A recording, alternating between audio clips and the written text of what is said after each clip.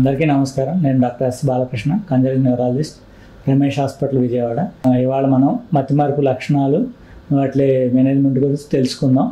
So మతిమరుపు అనేది చాలా కామన్ జబ్బు అయిపోయింది, కానీ చాలామంది ఏంటంటే వయసు వచ్చిందని చెప్పి ఇంట్లో పెద్దగా ట్రీట్మెంట్ తీసుకోవట్లేదు. మేము ఓపీలో ఆల్మోస్ట్ ప్రతి 100 కేసులో 5-6 మతిమరుపు జబ్బు కేసులు వస్తున్నాయి. సో ఈ లక్షణాల గురించి తెలుసుకుందాం. మతిమరుపు ఫస్ట్ ఎంత త్వరగా వచ్చింది అంటే రోజుల్లో వచ్చిందా, నెలల్లో వచ్చిందా, సంవత్సరాల తరబడి వచ్చిందా అని మీద ట్రీట్మెంట్ మారుతుంది. రోజుల్లో వచ్చింది అనుకోండి, పక్షవాతం ఏమైనా వచ్చిందా లేదా బ్రెయిన్కి ఏమైనా ఇన్ఫెక్షన్ వచ్చిందా చేసుకోవాలి. అదే మెల్లమెల్లగా నెల తరబడి వచ్చినా నేను విటమిన్ డెఫిషియన్సీస్ కానీ, లేదంటే కొంతమంది స్ట్రోక్స్లో కూడా మెల్లగా, లేదంటే తల చుట్టూ రక్తం పెరిగిపోయినా సరే నెలల్లో రావచ్చు. అదే సంవత్సరాల్లో ఉన్న వాళ్ళకి స్ట్రోక్ మోస్ట్లీ ఆల్జిమర్స్ మతిమరుపు అని కానీ, లేకపోతే ఫ్రాంటో టెంపరల్ వేరియంట్ మతిమరుపు అని కానీ, లేకపోతే లాంగ్ టర్మ్ బీపీ షుగర్ ఉండడం వల్ల మల్టీ ఇన్ఫాక్ట్ స్ట్రోక్ అని ఇలాంటి వేరియంట్స్ ఉంటాయండి.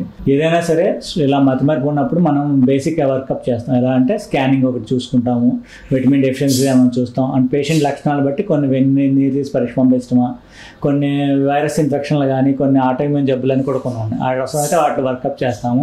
అండ్ ఇందులో కనుక విటమిన్ డెఫిషియన్ లైక్ థైరాయిడ్ జబ్బు కానీ, లేకపోతే విటమిన్ B12 జబ్బు లాంటివి ఏమైనా తక్కువ ఉంటే మనం కరెక్ట్ చేయడం వల్ల కొంత మతిమరుపు ప్రివెంట్ చేయొచ్చు. అలాగే స్ట్రోక్ అంటే పక్షవాతం వల్ల కూడా మతిమరుపు రావచ్చు. అలాంటి వాళ్ళకి సరైన మోతాదులో పక్షవాతం మందులు వాడుకొని రీహాబిలిటేషన్ అంటే ఎక్సర్సైజులు కానీ, స్పీచ్ థెరపీ ఇలాంటివి ఇవ్వడం వల్ల కొంచెం మతిమరుపుని తగ్గించుకోవచ్చు. అలాగే ఆటోఇమ్యూన్ జబ్బులు ఉంటే ఇమ్యూనోసప్రెషన్ డ్రగ్స్ అంట, స్టీరాయిడ్స్ కానీ అదర్ ఇమ్యూనోసప్రెషన్ డ్రగ్స్ సరైన మోతాదులో ఇవ్వడం వల్ల మనం మతిమరుపుని ఇంకా పెరిగిపోకుండా ఆపచ్చు. అండ్ ఈవెన్ మతిమరుపు వచ్చిన వాళ్ళకు కూడా కొన్ని స్పెషల్ మందులు ఉంటాయి.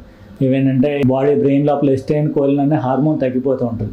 అలాంటి వాళ్ళకి అలా స్పెసిఫిక్ మోతాదులో మందులు పెట్టుకోవడం వల్ల లాంగ్ టర్మ్ అంటే ర్యాపిడ్గా మతిమరుపు పెరిగిపోకుండా మనం తగ్గించవచ్చు. అలాగే వాళ్ళు కొన్ని రీహాబిలిటేషన్ ఎక్సర్సైజ్ ఉంటాయి.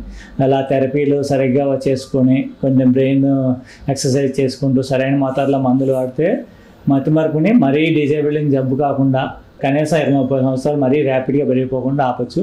సో అందరూ తెలుసుకోండి, మతిమరుపుని కూడా ట్రీట్ చేయొచ్చు. సరైన ట్రీట్మెంట్ ఎర్లీగా మందులు వాడండి, ఎర్లీగా ఎవాల్యుయేట్ చేసుకోండి, మతిమరుపుని చేయొద్దు.